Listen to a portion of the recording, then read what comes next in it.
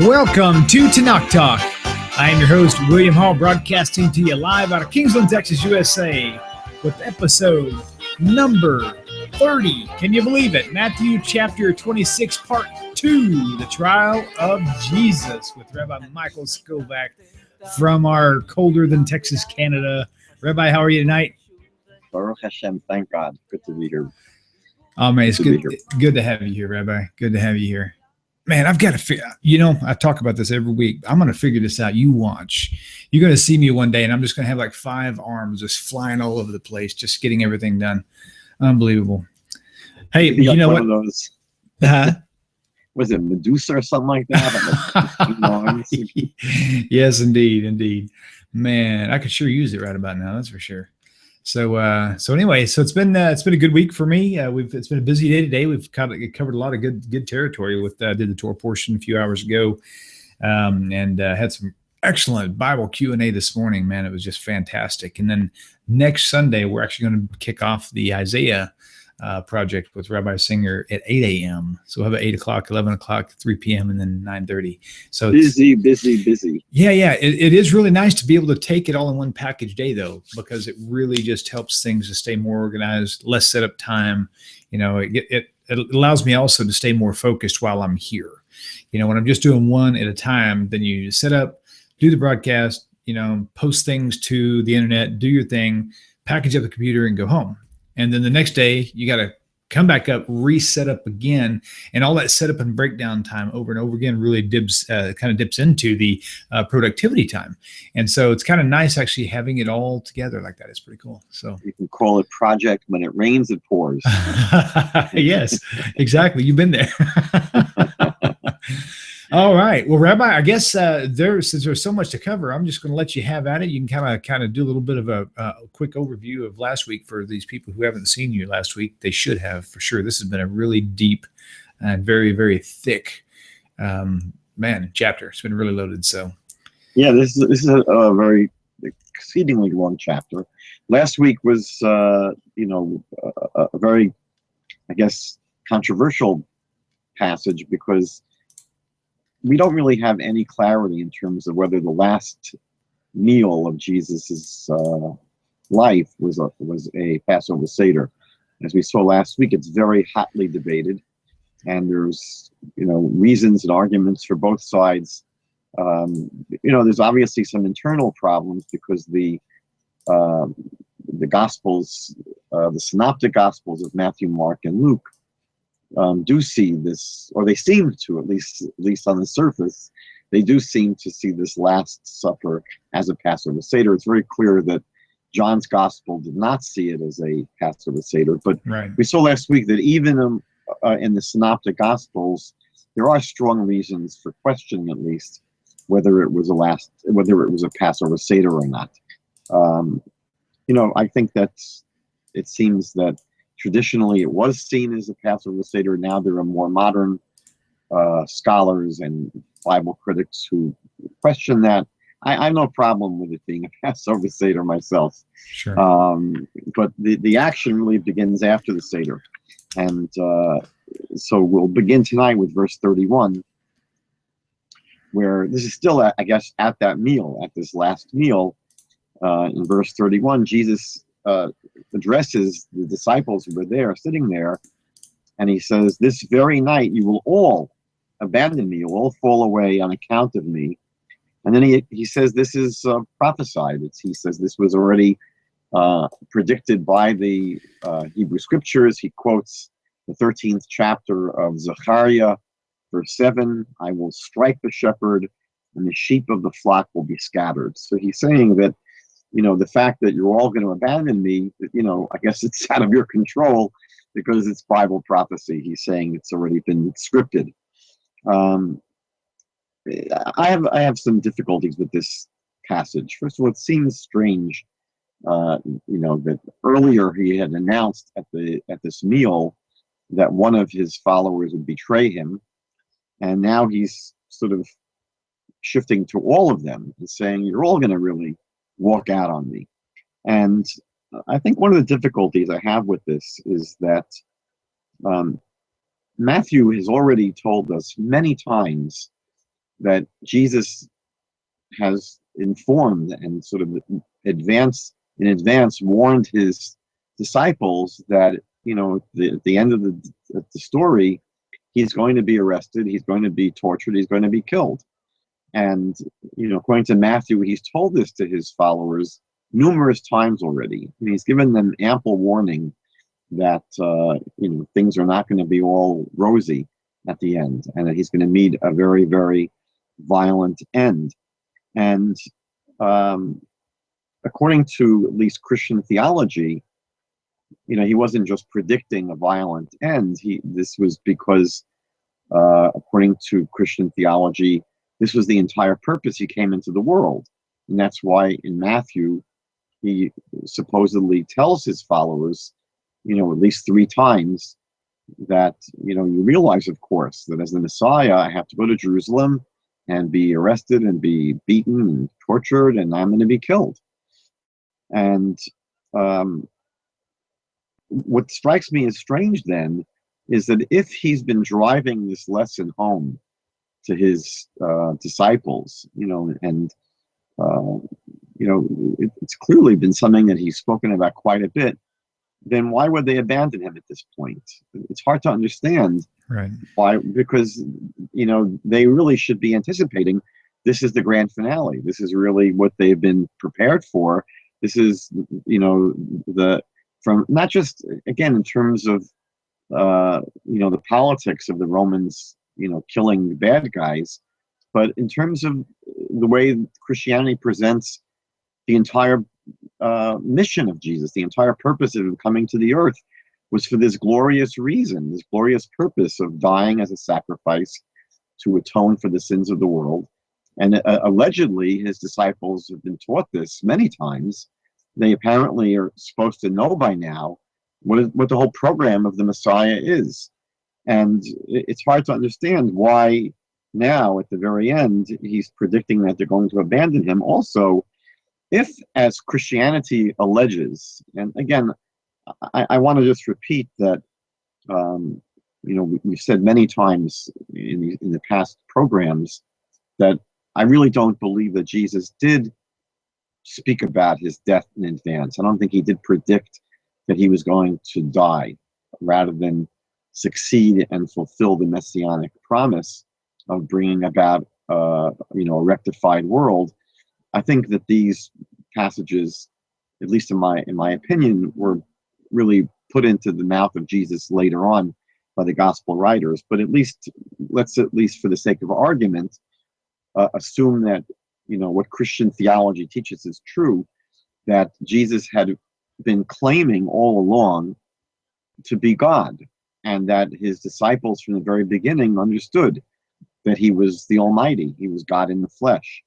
And so if that's true, if Jesus was clearly teaching that he was God, and that his followers had that vision of who he was, that it wasn't something that, again, according to Christian theology, it didn't just develop, in the decades after the death of Jesus.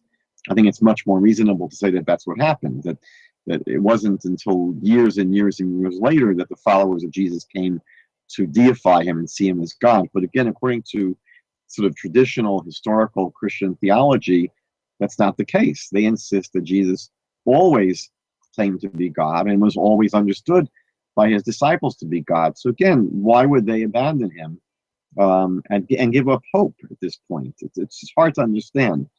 Now, we should point out that this is really, if you take the Gospel of John, I didn't mention this last week, but in the Gospel of John, Jesus applied a scripture from the Hebrew Bible to himself when he said that one of his disciples would betray him. So when he says that, that Judas Iscariot would betray him, he says that really fulfilled a prophecy from the book of Psalms, where I think it's Psalm 41, somewhere around there. David writes that my own close friend who ate of my bread has lifted his heel against me. And, that's often cited as one of the messianic prophecies that Jesus fulfilled. There are numerous problems with that passage in Psalm. The simplest problem from a Christian perspective is that, the writer, the speaker in that psalm says several verses earlier, heal me, God, for I've sinned against you. So it's hard to understand from a Christian perspective how they could say that the same speaker who says that a close friend will betray him, several verses earlier says that, he sinned against God. I don't think that Christians would envision Jesus as the person speaking there.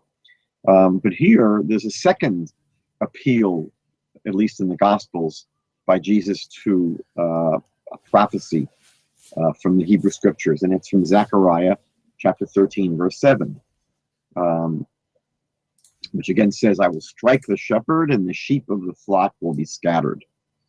Now, it's pretty clear when you read this verse in Zechariah, and especially if you read the entire chapter, from the beginning of chapter 13, and really going back to, the previous chapters, the prophet Zechariah in the last chapters of the book is really speaking about the end times. The context is very clearly not speaking about something that takes place in the first century.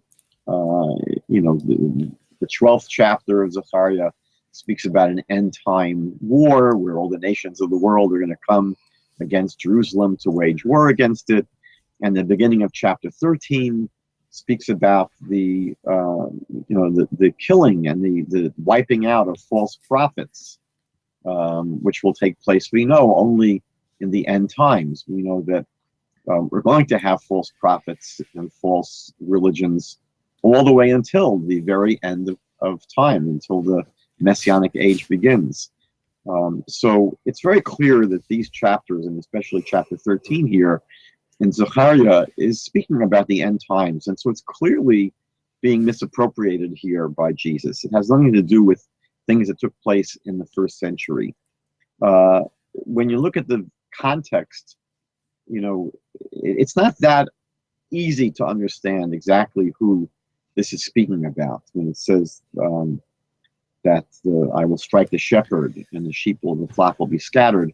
I've seen some Christian commentaries at least point out that the context, if you look at the flow of the chapter, beginning with chapter 13, verse 1, the shepherd is not someone that's, a positive character. The shepherd in the earlier verses is the example of the false prophet that's killed, that's going to be, stabbed by his family.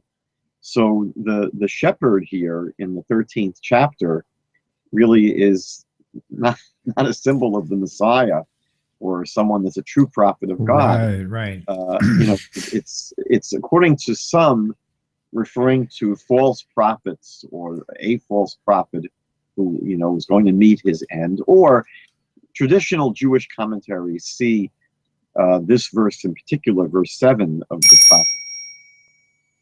Okay. Am I late for dinner? I apologize. I forgot to turn my phone down. So traditional Jewish commentaries to this verse in Zechariah see it really as speaking about, God speaks about the shepherd here. It's not a good shepherd. It's the nations of the world or some nations of the world that, had been basically given the role by God of ruling over the nation of Israel. We know that part of the history of the Jewish people is that before their final redemption, they're going to be in exile and they're going to be persecuted. And there are reasons for that persecution. Part of it is that, as the prophets say, the Jewish people needed to be punished and purified of their sins. And they had to be going through that rectification, that process of purification, before the final redemption could take place. So God gave these nations of the world a role to play, to, in many cases, rule over the Jewish people or even persecute the Jewish people.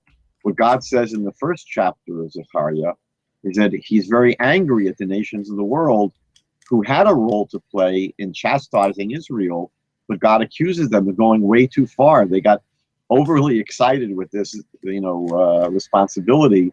And instead of just chastising the Jewish people, they They launched genocidal wars against the Jewish people. But according to most traditional Jewish commentaries, this shepherd and the scattering of the shepherd's flock are really speaking about the end times when the nations of the world will finally be brought to justice by God for all of their inappropriate treatment of the Jewish people. But it's certainly a passage which is not speaking about anything taking place in the first century. Verse 32, back to Matthew, Jesus again allegedly says that after, so he's spoken about being smitten, right? That he says that this is speaking about himself, that God's going to strike the shepherd. And Jesus applies this scattering of the sheep to the scattering of his disciples. But then he says in verse 32, but after I have risen, I will go ahead of you into the Galilee. Now again, I don't think that Jesus spoke in advance about his impending death. I don't think he was telling his disciples that he was supposed to die. And I don't think, all the more so, that he was telling them at this point that he was going to be resurrected from the dead. I don't think he was anticipating that he was going to die. I think his death came as a huge shock to him, and especially to his disciples. We see that later in the gospel accounts. They weren't expecting it. It was a tremendous shock, a tremendous disappointment. Another problem is that in Luke chapter 24 and in Acts chapter 1, which have, again, these allegedly post-resurrection appearances, there's a very different message that Jesus gives. Here in Matthew, he's saying to them that, look, after I am killed and resurrected, I'm going to be meeting you in the Galilee. But in Luke and in Acts, Jesus specifically tells his disciples, don't go to the Galilee, stay here in Jerusalem. So there's a bit of a mixed message. Again, I don't think this is a huge, difficult thing to understand. I don't believe that any of this was really said. So I think you have different accounts that are, inserted into the mouth of Jesus by the gospel writers, writing again many decades later. Matthew's writing in about the year 80 approximately. Luke is writing in the 90s. So again, these two gospel writers, when they're sort of reconstructing the narrative of what they believe or would like to believe took place in the time of Jesus, so they have two different versions really of the instructions that Jesus gives his disciples in terms of what to do after his death. In verses 33 to 34, Peter replies at this point, because again, Jesus just gave them this very upsetting prediction that they're all going to abandon him. So Peter says in verses 33 to 34, he says, no, even if everyone else abandons you, I never will abandon you. And Jesus answers Peter and says, no, this very night before the rooster crows, you'll disown me 3 times. This is told a little bit differently in the Gospel of Mark, chapter 14, verse 30, where it speaks about Peter abandoning Jesus 3 times before the rooster crows twice. Matthew doesn't speak about the rooster crowing twice. But again, it's a strange interchange. I mean, it even sounds bizarre that Jesus predicts that all his followers will abandon him. Peter, protests and says, no way, even if they all abandon you, I'll never abandon you. And Jesus says, no, you'll do it 3 times. And we'll see later on that the story, it seems very wooden to have sort of contrived this story where, yes, it's indeed, that's exactly what happens, that Peter is made to deny Jesus 3 times. It's a very awkward, as far as I can see, reading or story that's told. In verse 36, the gospel writer Matthew here describes how they finally finish the meal. They leave the room they had been dining together, and they leave that place and they go to a place called Gethsemane. It's not really clear the meaning of the name of this place. Some have suggested that it's from the term Gat Shamni. It may have been a place that was called Gat Shamni, and the way it's said in English would be Gethsemane. Gat Shamni is God is a vat, and Shemen is oil. So it may have been a place where there was vats of oil, or That's there what I was was hay. thinking too. Yeah. Yeah, that may just be the association between this place where they went and vats of oil for some purpose, storage purposes. And in verse 37 to 38, Matthew describes Jesus as beginning to be very sorrowful and troubled. And he tells Peter and two of the sons of Zebedee to come with him, and he begins to pray. And he says that my soul is overwhelmed with sorrow to the point of death. So here, this is, again, apparently Jesus knows what's about to happen. He's got a premonition. And the Matthew tells us that he begins to be very sorrowful and troubled, and he expresses it. He's overwhelmed with sorrow to the point of death. Now, again, the question could be asked, why is he so sad? What is he so upset about at this point? Again, according to Christian theology, the entire purpose, the entire reason that Jesus came to this world was to die, allegedly, as a sacrifice to atone for the sins of the world. Right. So what is so upsetting to him? He sort of would know this is exactly what is supposed to happen. And, he seems to be disturbed at the prospect that he's going to have to die at this point. The other thing is that aside from the fact that it's almost a denial or repudiation of what was supposedly his whole purpose for coming to this world, it's not the way great people in Jewish tradition have faced danger and imminent death.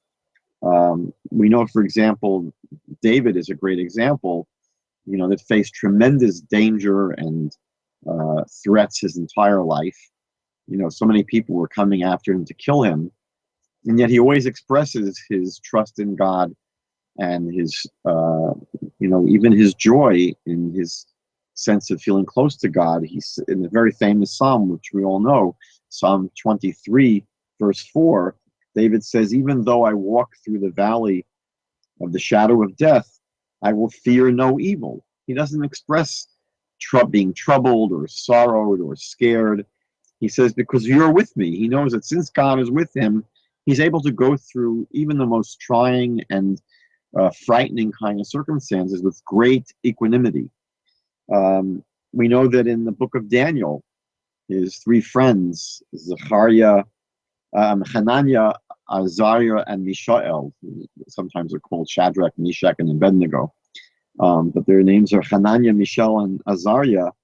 So we know that they refuse to bow down to the king's statue, and the king says they're going to be thrown into a fiery furnace.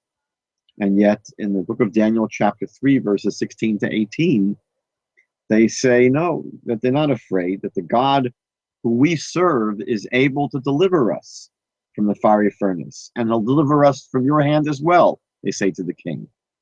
So we see throughout Jewish history that great people who were facing imminent death did not get all bent out of shape. They didn't,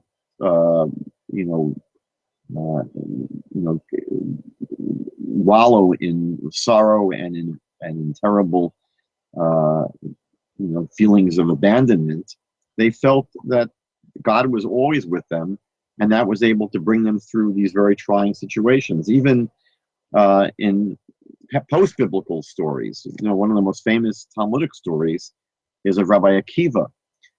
We know that the Romans took him out and they tortured him in the most horrible kind of way. They took iron combs and they scraped off his skin until he died. And while this was taking place, while he was being tortured, he started reciting the Shema, Shema Yisrael, Adonai Eloheinu, Adonai Echad, Hear, O Israel, Hashem is our God, Hashem is one, and you shall love Hashem your God with all your heart and all your soul and all your might.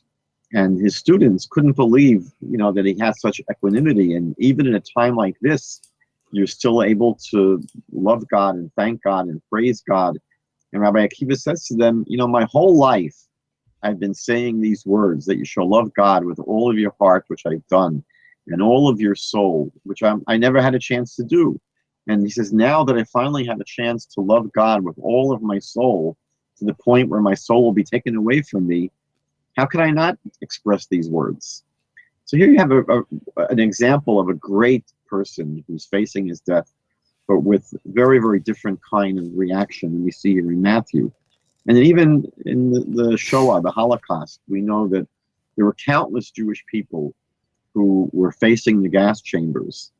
And in the face of that very imminent death, ordinary people went to the gas chambers singing, Ani ma'amin be'emunah shlema, that I believe with perfect faith in the coming of the Messiah. And that's how they went to their deaths, with expressing tremendous faith, that even that they have the sword that's literally at their neck, they express their faith that ultimately, if not now, then very soon things are going to work out and the world's going to be redeemed. Right. So I just find these verses troubling. And then we're told in verse 39 that, going a little bit further, Jesus falls on his face and he prays, my Father, if it is possible, may this cup be taken from me, yet not as I will, but as you will. He basically prays that somehow this experience is one he won't have to go through.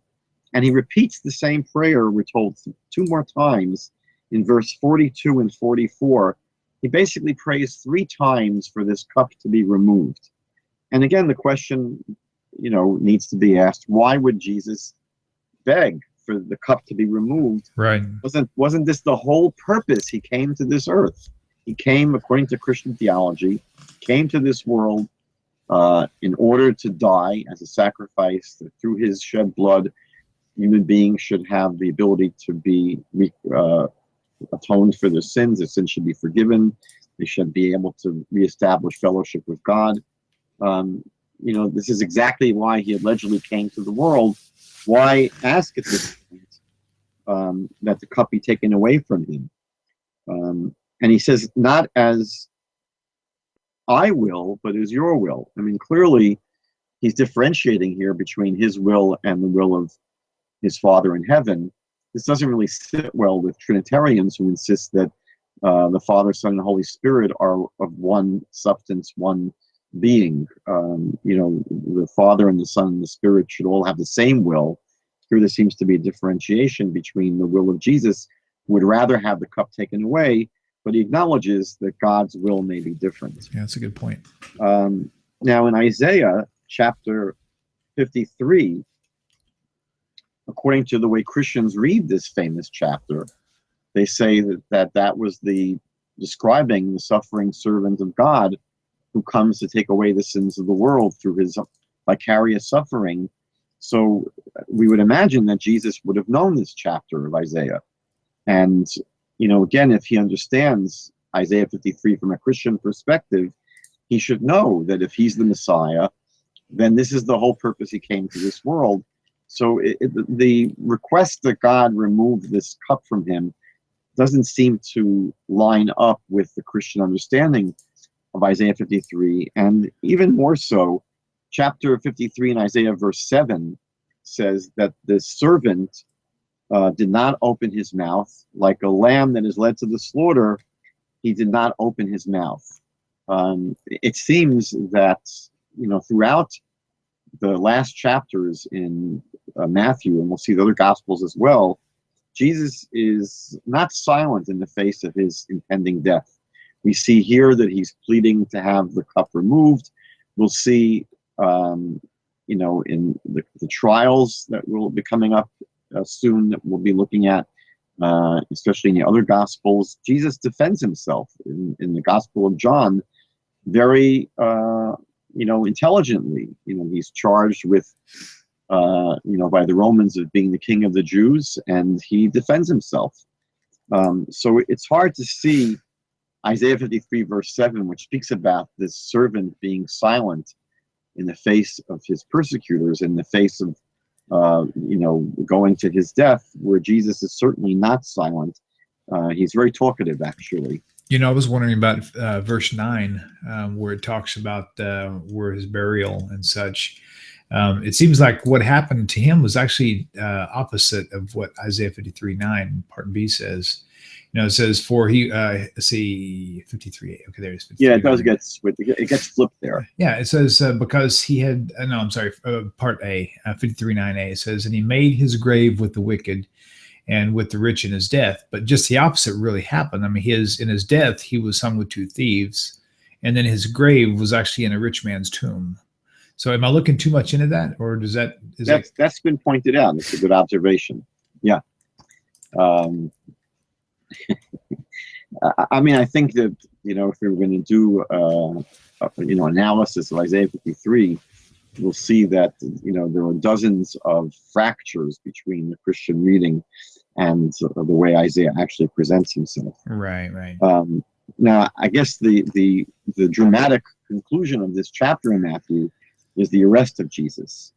So in verses 47 to 49, he's been praying in the garden, but finally Judas Iscariot shows up with a large mob of people armed with swords and with clubs. And we're told that Judas Iscariot had a prearranged sign he made with these people so that he can identify Jesus, and he would do that by kissing Jesus. Now, it seems to me that this is very artificial. I mean, why would Judas Iscariot need to identify Jesus by kissing him? The last few days in Passion Week, prior few days, Jesus has been very public. In chapter 21 of Matthew, verses 9 to 10, he comes riding into Jerusalem, where Matthew says that there were huge crowds that were greeting him, Hosanna, the Son of David. They were greeting him as the Jewish king. And it's impossible to imagine that the Romans were not seeing this, that there was no one that saw this, entry, the entrance of Jesus into Jerusalem. By the way, not just by himself. We're told that he came with his followers. And so, it's almost like a royal procession where the crowds are welcoming him as the King of Israel. And then he comes into the temple, and he causes a whole ruckus in the temple. He turns over the tables, and he whips people, and he throws out the money changers. I mean, he creates a near riot in the temple. So it's impossible to really understand why, first of all, the Romans didn't grab him much earlier. I was thinking the same thing. Right. Yeah. I mean, look, all you need to do is to go back to Matthew chapter 2, where we see that Herod, only hears about, the infant baby who will one day be the king of the Jews. And he is so potential threat in the bud that we're told that Herod goes and kills every Jewish baby boy under the age of 2 in the city of Bethlehem and all the surrounding cities. He took the potential arrival of a Jewish Messiah very seriously. Now, here it's not, an infant. Here it's not a little baby in diapers. Here there's a grown man who's 30 years old, that he has, a whole group of followers coming into Jerusalem, Passover time. I mentioned last week, the Romans were very, very skittish during the holidays in general, but especially at Passover time, which was always seen by the Jewish people as a time when they would be redeemed by the Messiah.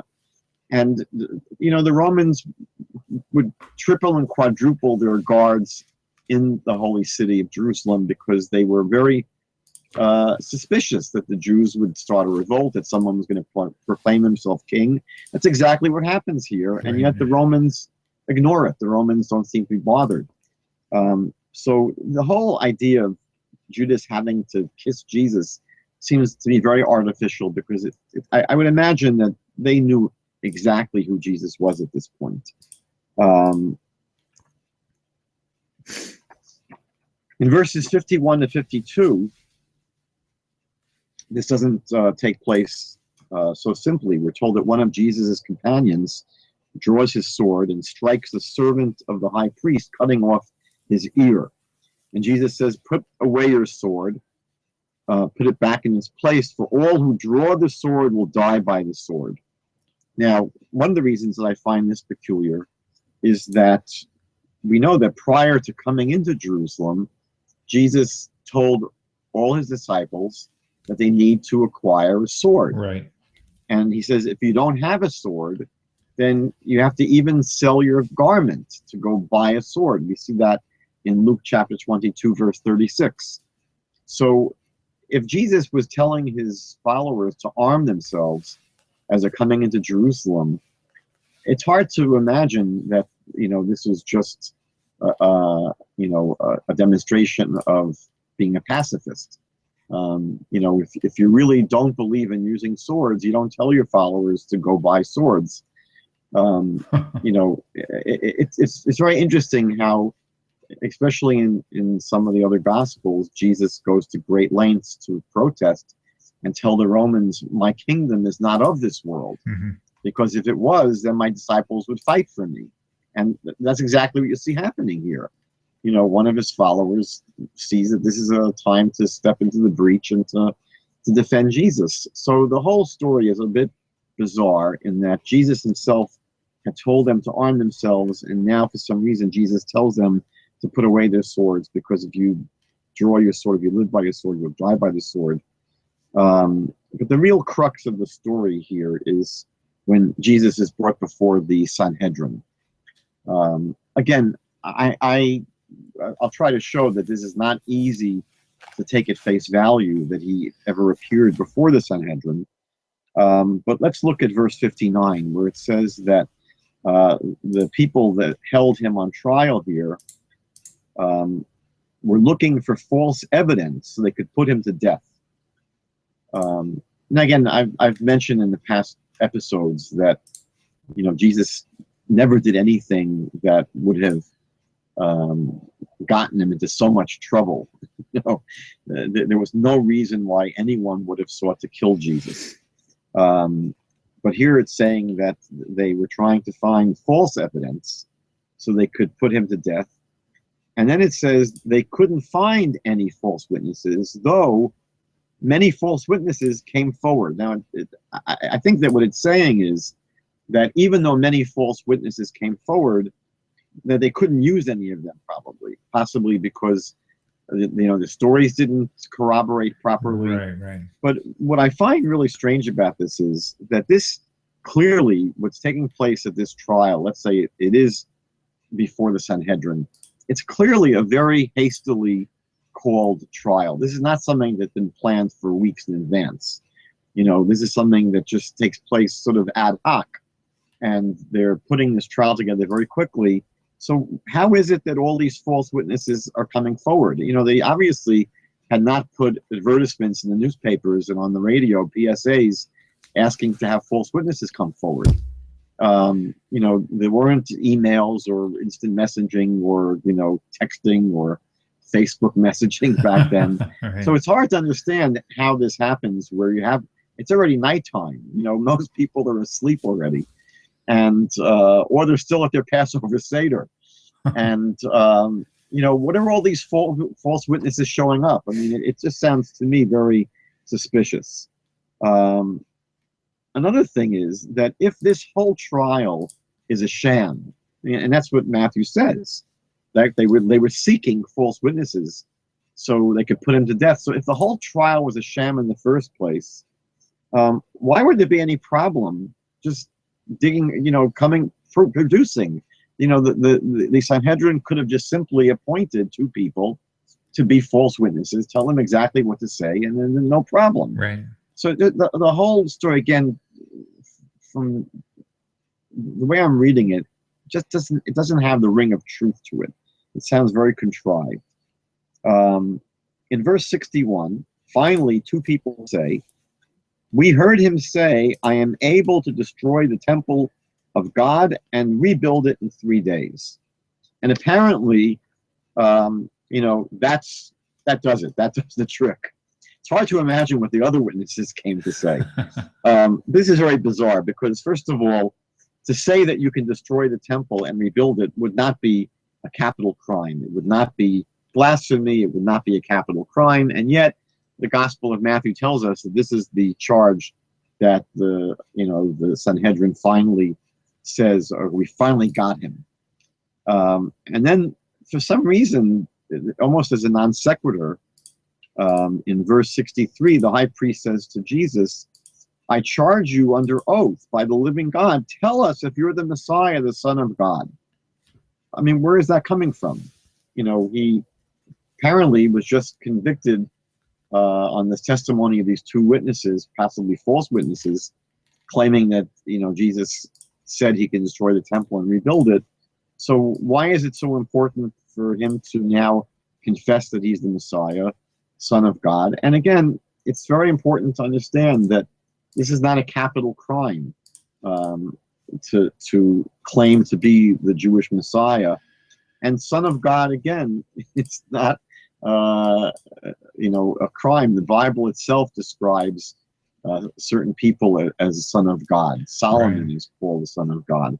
The Jewish people are referred to as God's firstborn son. So it's just a very strange question. It's coming almost out of left field in the sequence of the previous verse. And again, it's no crime for a person to claim to be the Messiah. And Jesus, again, is very interesting. He's never gives a straight answer. He's always very dodgy. And he says to the high priest, you said so, right, that I'm the Messiah, Son of God. But I say to all of you, this is verse 64, from now on you will see the Son of Man sitting at the right hand of the Mighty One and coming on the clouds of heaven. Now, obviously, this didn't happen because it didn't happen from that point on. No one saw what he's describing here. Right. He seems to be, again, appealing to the 7th chapter of Daniel, which we discussed in the previous episode. Now, isn't this something didn't this refer to the area where he said, many of you who are standing with me will not taste death until they see? Is this what he was possibly referring to? That was to his disciples. Right. Right. And now he's speaking to, you know, the whole Sanhedrin. Wow. He's promising them something which obviously did not happen. And in verse 65, the high priest tears his clothing and he says, he's spoken blasphemy. Why do we need any more witnesses? Look now, you have heard the blasphemy. What do you think? Now, first of all, again, it's not blasphemy. Anything that Jesus said, it's not blasphemy. It wouldn't be. Blasphemy in the Jewish Bible is cursing God using one of God's names. So there's no blasphemy going on here at all. And it's very interesting that if it would be anything, you know, if you were to read this story in a rabbinic context, it wouldn't be blasphemy or idolatry, but it would be considered just lunacy, meaning that for a person to claim to be someone who is going to appear on the clouds and you know, sit at the right hand of God and destroy the temple and build a temple, you would just look at such a person and say they're pretty loopy. And what's interesting is that Josephus, in the Wars of the Jews, chapter 6, actually speaks about a very similar event that took place later on during the reign of the procurator Albinus, about someone whose name actually was Jesus, son of Ananias, another person named Jesus, which, by the way, was a very common name back then. And he was ranting about the temple when he was around. He was during the holiday, not of Passover, but of Tabernacles, Sukkot. And this Jesus, son of Ananias, was ranting and raving, you know, all over Jerusalem about the temple. And at the end of that story, he was released as a madman. You know, it wasn't seen as someone that was uttering, you know, blasphemy or heresy. The real problem in this chapter, and this is one that, you know, books have been written about, I'm just going to share a few points, is with this trial altogether. First of all, it's very, very clear, but this is very well known, that the Sanhedrin was not meeting in any place they chose to meet. The Sanhedrin had to meet in a place called the Lishkat Hagazit, the Chamber of Hewn Stones. And it was in the temple precincts. And they were not supposed to be meeting in the house of the high priest like they're doing here. So that's one problem, is where this whole trial with the Sanhedrin takes place. Another problem is that trials, any trial, had to begin and conclude during the day. That was a rule that the trials with the Sanhedrin had to take place. They had to begin in the daytime and conclude before the nighttime. And so a trial at night like this one is just totally out of the question in terms of what the Sanhedrin would do. Thirdly, trials never took place on the Sabbath or on Jewish holidays. And according to the Synoptic Gospels, this is in the middle of Passover. Even according to John, they would not be having trials on the eve of Passover. So the entire timing of a trial here is also really out of the question and absurd. And finally, Jewish law forbids convicting someone by their own confession. In order to convict someone of a crime, especially a capital crime, needed to have two witnesses, not just witnesses that witnessed the crime. They actually had to warn the offender before the crime was committed that what you're about to do would be a capital crime, and the person had to say, I don't care, I'm doing it anyway. And then they had to witness the person doing the crime. And what's interesting is that in the Gospel of Mark, chapter 14, verses 59 and 63, we're told that the Sanhedrin dismissed all the witnesses, that there was no conviction of Jesus based upon any testimony of witnesses. It was all as a result of his confession, alleged confession. So these are 4 reasons, and there are many others, why the entire story here doesn't have the ring of truth. And I think, the rest of the chapter, I don't have much to say, where Peter, to me, it's one of the most bizarre parts of the New Testament, where it has this, to me, very wooden and almost artificial story of Peter denying Jesus these 3 times in fulfillment of what Jesus had earlier predicted. When I read this story, I don't normally associate with the Jesus seminar people, but when I read this chapter, I'm very inclined to say that very little of it probably is historical. There very well may have been a Passover Seder with his disciples, but so much of the story doesn't ring true. It's hard to believe that Jesus actually told them that, the bread they eat is his body and the wine they drink is his blood. Especially knowing that they're Jews. I mean, that they understand a lot of the Judaism stuff. I mean, it's like forbidden. I mean, it's strictly forbidden. I mean, it's almost like a taboo, not just a prohibition, but the consumption of blood is just so against the grain from the Jewish. That's why all of these ridiculous blood libels, where Jews were accused in Christian countries and now in Arab countries of kidnapping children and killing them and using their blood for our Passover matzahs. It's just so absurd. Right. That in Jewish dietary laws, 1 drop of blood will make something unkosher. But to use blood as the main ingredient in our holy festivals, it's absurd. It shows it shows 2 things to me. It shows, number one, there's no understanding of the Jewish sensibilities and sensitivities, and it shows something else to me. There's an old saying, when you point your finger at someone, you have 3 pointing back at yourself. Sure. And I think that throughout Jewish history, when Jews were accused of doing certain things, it was only because the accusers, this was very, for them, familiar. These are the kind of things that they were doing, very easily. It wasn't absurd for the accusers to think about doing these things or doing these things. But so much of this story here just doesn't ring true. I mean, the possibility of a Passover Seder is clearly possible. I'm not married to the idea. I certainly, the people who raise questions about this being a Seder have good points, but I have no problem myself seeing this as a Passover Seder. But almost nothing else in the chapter, to me, really rings historical. Right. So, God willing, next week we'll pick up with chapter 27. That sounds like a good plan to me. It's been a good, long and rich chapter for sure. So hopefully it's enough that people will begin to take note of these indifferences, or the differences, shall I say, and let it make some decisions for them. So, Rabbi, it's been a pleasure as always. Can't wait to. God bless. Thank you. Can't wait to see you next week. Shalom, everybody. Same time, same place next week. Find Rabbi Skobac at his website. Follow him along on YouTube. Same here. We'll talk to you later. Bye. Shalom, shalom.